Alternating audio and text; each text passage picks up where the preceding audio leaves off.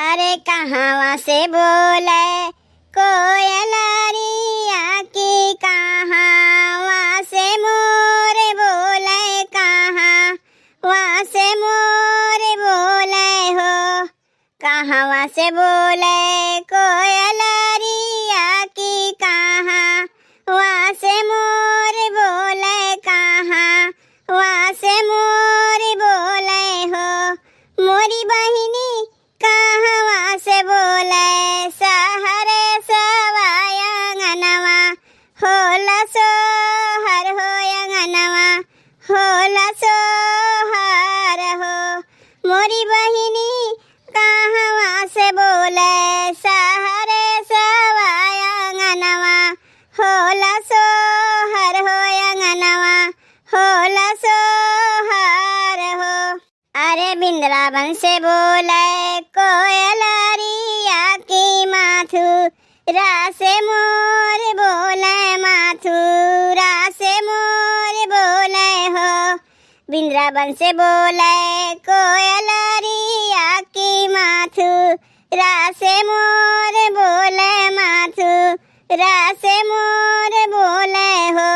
मोरी बहिनी गोकुला से बोले, सहरे सवा हो अंगनवा, होला सोहर हो अंगनवा, होला सोहर हो।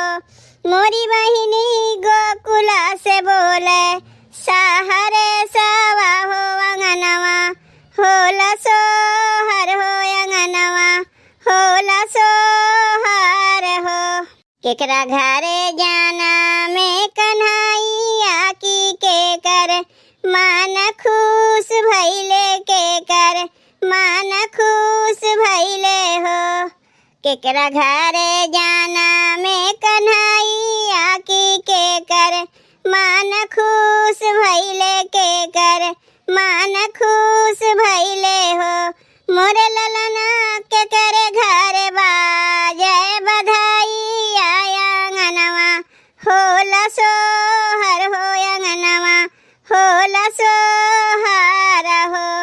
मोर ललना के करे घर बाजे बधाई आया अंगनवा, होला सोहर हो अंगनवा, होला सोहर हो।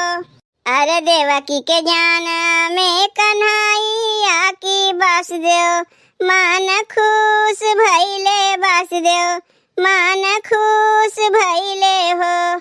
देवकी के जाना में कन्हैया की, वासुदेव मान खुश भइले, वासुदेव मान खुश भइले हो।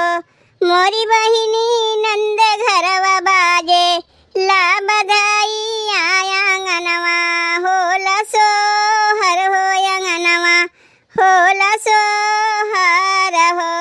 मोरी बहिनी नंद घरवा बाजे, ला बधाई आहो अंगनवा, होला